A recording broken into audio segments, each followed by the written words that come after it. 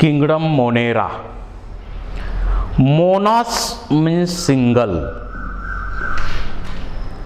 हे microscopic organisms आहेत.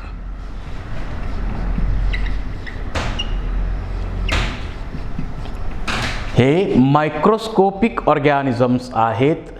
सिंगल्ली असणारे ऑर्गॅनिझम्स आहेत. मोस्ट एन्शियंट ऑर्गॅनिझम्स आहेत.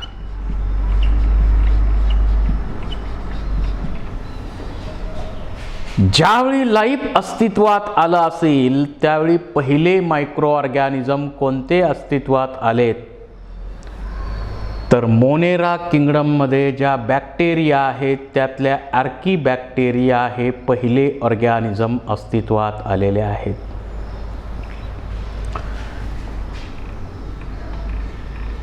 They are common wherever life is possible. जिथं जिथं लाईफ पॉसिबल असेल त्या त्या ठिकाणी मायक्रो ऑर्गॅनिझम बॅक्टेरिया राहू शकतात. सॉल्टी एरिया असेल तिथंही शक्य आहेत राहणं यांना. टेम्परेचर जास्त असेल त्याही ठिकाणी थर्मो ॲसिडोफिल्स हे राहतातच. पीएच जिथं फार मोठा बदल असेल पीएच मध्ये तिथंही ते राहतात. जिथं ज्वालामुखी आहेत अशाही ठिकाणी काही बॅक्टेरिया थर्मस ॲक्वॅटिकस अशा बॅक्टेरिया हाय टेम्परेचरच्या रिजनमध्ये राहणारे आहेत. हाय सॉल्टी एन्व्हायरमेंटमध्ये राहणारे आहेत. मार्शी हॅबिटॅटमध्ये राहणारे आहेत. म्हणजे वेगवेगळ्या एन्व्हायरमेंटमध्ये राहणाऱ्या बॅक्टेरिया आपल्याला पाहायला मिळतील. Cells are प्रोकॅरियोटिक.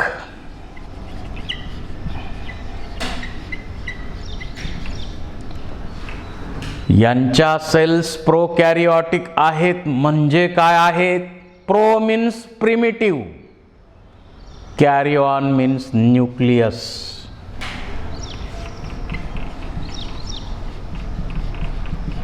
That means primitive nucleus. Nucleus primitive आहे म्हणजे काय आहे? No nuclear membrane.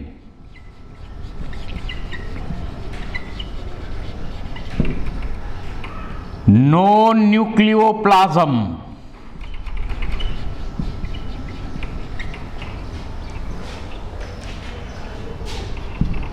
No nucleolus.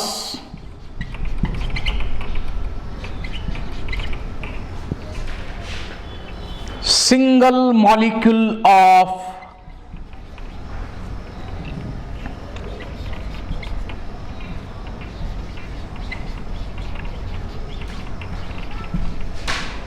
Double stranded DNA, circular DNA. एकच क्रोमोसोम आहे तो सिंगल मॉलिक्यूल डबल स्ट्रँडेड डीएनएचा सर्क्युलर डीएनएच्या फॉर्ममध्ये आहे. सर्क्युलर डीएनएच्या फॉर्ममध्ये हा मॉलिक्यूल असतो. It is not associated with histone proteins. This DNA is not associated with histone proteins. Histone नावाच्या प्रोटीनचा एक ग्रुप आहे. तो हिस्टोन प्रोटीनचा ग्रुप काय करतो? हा डीएनएचा लॉंग थ्रेड पॅक करण्याचं काम, पॅकिंग करण्याचं काम करत असतो. असे हिस्टोन प्रोटीन्स इथं नसतात. न्यूक्लियसच्या या कॅरेक्टर झाल्या. आता सायटोप्लाझम मध्ये काय आहेत?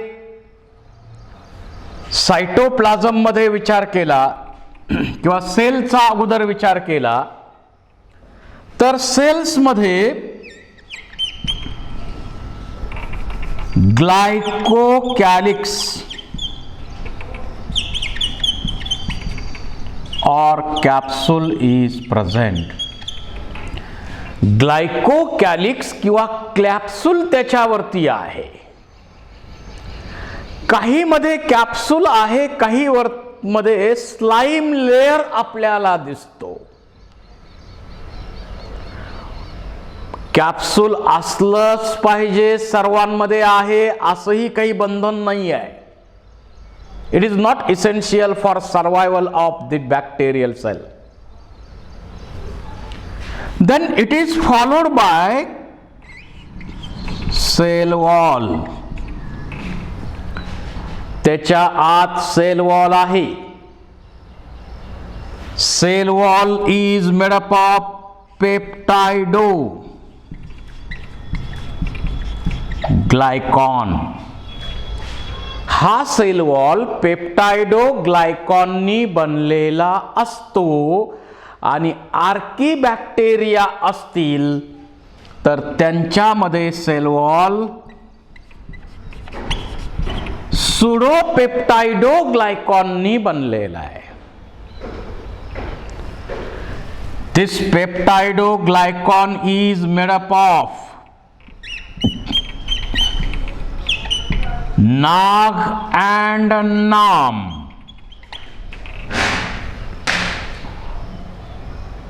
म्हणजे काही स्पेशल कंपाऊंड्सनी हा पेप्टाइडोग्लायकॉन बनलेला आहे. एन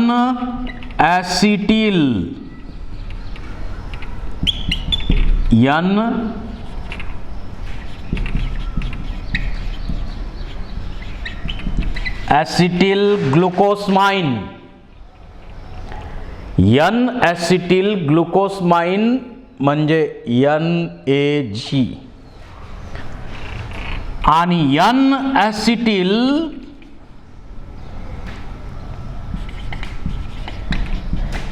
मुरॅमिक ॲसिड, मुरिन म्हणजे नाम.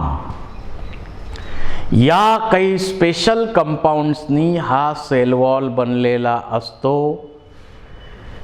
आता या सेल वॉल मध्ये ज्या ग्रॅम पॉझिटिव्ह बॅक्टेरिया असतात, काही ग्रॅम निगेटिव्ह बॅक्टेरिया असतात. ग्रॅम पॉझिटिव्ह बॅक्टेरियाचा सेल वॉल सिंगल वॉलनी बनलेला आहे, पण ग्राम निगेटिव्ह बॅक्टेरियाचा डबल वॉल आहे आणि आउटर इनर वॉल्स त्याच्यामध्ये असतात. आणि हा जो वॉल आहे स्पेशल पॉलिसॅकराइडनी बनलेला असतो, लायपोपॉलिसॅकराइडनी बनलेला असतो. हा हायली कॉम्प्लिकेटेड असतो. ग्राम निगेटिव्ह बॅक्टेरियाचा वॉल अतिशय कॉम्प्लिकेटेड आहे. सेल वॉलचं स्ट्रक्चर असं आहे. सेल वॉल नंतर यामध्ये सेल मेम्ब्रेन, याच्या आत काय असणार आहे? Cell membrane.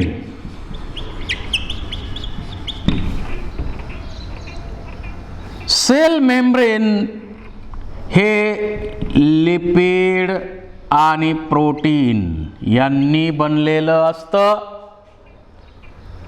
लायपोप्रोटीनासियस आहे. काही मध्ये सेल मेम्ब्रेन जे असतं याच्यामध्ये इनर साइडला असे फोल्ड झालेले दिसतात, याला आपण म्हणतो mesosome. In some bacteria, cell membrane show folds towards inner side to form mesosome. Mesosome रिस्पिरेशनच्या प्रोसेसमध्ये इन्व्हॉल्व होणार आहे. त्या बॅक्टेरियाचा क्रोमोसोम सुद्धा अटॅच इथं होतोय.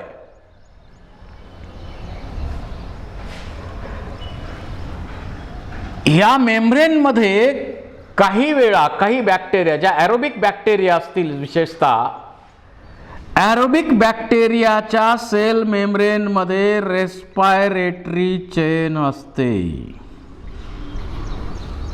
रेस्पायरेटरी चेन असते. या सेल मेम्ब्रेन मध्ये आत आता सायटोप्लाझम आहे. याच्यामध्ये गॅस व्हॅक्यूल आहे. कुठलाही मेम्ब्रेन बाउंड सेल ऑर्गॅनेल नाही. No membrane bound cell organelle. Membrane bound cell organelle नसतो. फक्त यामध्ये 70S टाईपचा रायबोसोम असतो. कारण एकटं डीएनए काही करू शकत नाही. डीएनए ला जोडून दुसरा पार्टनर पाहिजे आरएनए तिन्ही टाईपचे, आणि आरएनए ला जोडून तिसरा पार्टनर पाहिजे ribosome. Because DNA, RNA and ribosome, all these three structures produce specific type of proteins with the help of protein synthesis. त्या सेलला लागणारे जे प्रोटीन्स आहेत ते प्रोटीन डीएनएच्या कंट्रोलमध्ये बनतात, आरएनएच्या सपोर्टनं बनतात आणि रायबोसोम मध्ये बनतात. रायबोसोम तसे 70S 80S असतात, परंतु इथं प्रोकॅरियोटिक मध्ये फक्त 70S रायबोसोम असतात. या ठिकाणी सिंगल मॉलिक्यूल आहे सर्क्युलर डीएनएचा. Double stranded DNA, circular molecule. एकच क्रोमोसोम या ठिकाणी असतो. तो प्रिमिटिव्ह टाईपचा आहे. त्याला इन्सिपियंट न्यूक्लियस असं आपण म्हणतो. इन्सिपियंट न्यूक्लियस असं आपण म्हणतो. याच्यामध्ये फ्लॅजेला असतील किंवा नसतील. असतील तर त्याच्यामध्ये बेस आहे, हुक आहे, पुढचं फिलामेंट आहे आणि लोकोमोशन हे त्याचं फंक्शन असणार. आणि फ्लॅजेलिन नावाच्या प्रोटीननं तो बनलेला असतो.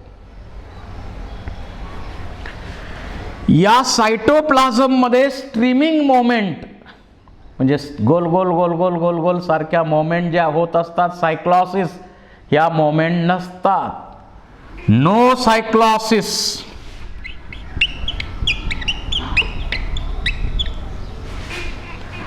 याच्यामध्ये इलॉंगेटेड स्ट्रक्चर असू शकतात. सेल वॉल पासून असे लॉंग स्ट्रक्चर जे बनतात त्याला आपण म्हणतो पिली.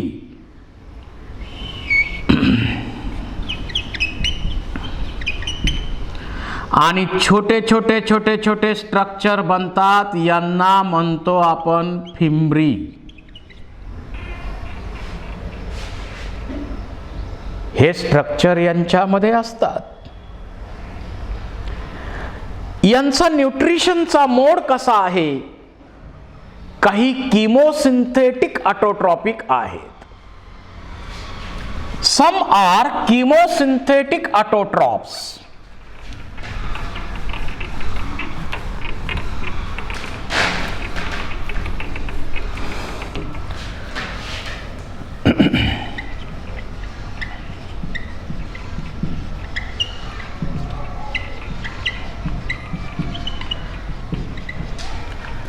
म्हणजे सिंपल जे कंपाऊंड्स आहेत त्या कंपाऊंडचं ब्रेकडाऊन करून जी एनर्जी मिळते ती एनर्जी ATP बनवण्यासाठी वापरली जाते. आणि त्या ATPच्या एनर्जीचा उपयोग करून मग CO2 पासून शुगर बनवण्याची प्रोसेस केली जाते. ज्यांच्यामध्ये केमिकल सबस्टान्सेसचा वापर करून फूड बनवलं जातं त्याला किमोसिंथेटिक ऑटोट्रॉप म्हणायचं. याचे एक्झाम्पल जे आहेत ते हायड्रोजन बॅक्टेरिया आहेत, त्याचबरोबर कार्बन बॅक्टेरिया आहेत, नायट्रिफाइंग बॅक्टेरिया आहेत, त्या किमोसिंथेसिसची प्रोसेस करून फूड बनवतात. There are some bacteria, they perform the process of non-oxygenic photosynthesis. Green sulfur bacteria, purple sulfur bacteria, they perform the process of photosynthesis. आणि या प्रोसेससाठी त्यांच्याकडं छोटे छोटे लॅमेली असतात, त्याला आपण म्हणतो क्रोमॅटोपोर्स. त्यांना आपण म्हणतो क्रोमॅटोपोर्स. फोटोसिंथेसिसची प्रोसेस होते, परंतु या प्रोसेसमध्ये ऑक्सिजन इव्हॉल्व होत नाही.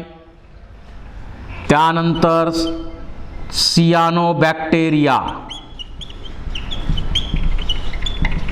याच्यामध्ये O2 इव्हॉल्व होतो.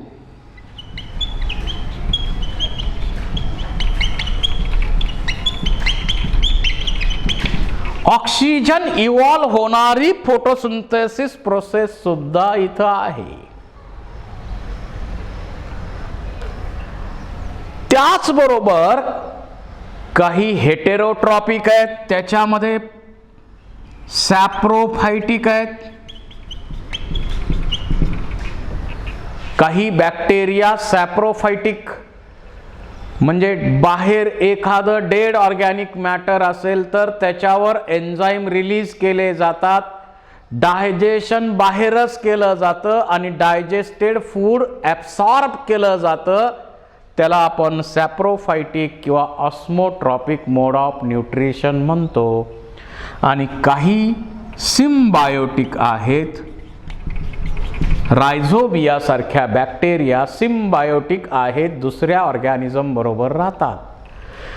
काही बॅक्टेरिया पॅरासाइटिक सुद्धा आहेत, म्हणजे दुसऱ्या लिव्हिंग ऑर्गॅनिझम मध्ये इन्फेक्शन करून त्याच्यावर जगतात, म्हणजे त्या पॅरासाइटिक सुद्धा आहेत. तर हे आहेत या मोनेरा ग्रुप मध्ये असणाऱ्या ऑर्गॅनिझम मध्ये न्यूट्रिशनचे मोड्स.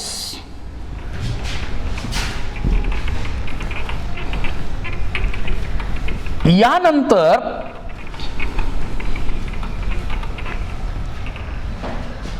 आपल्याला स्टडी करायचे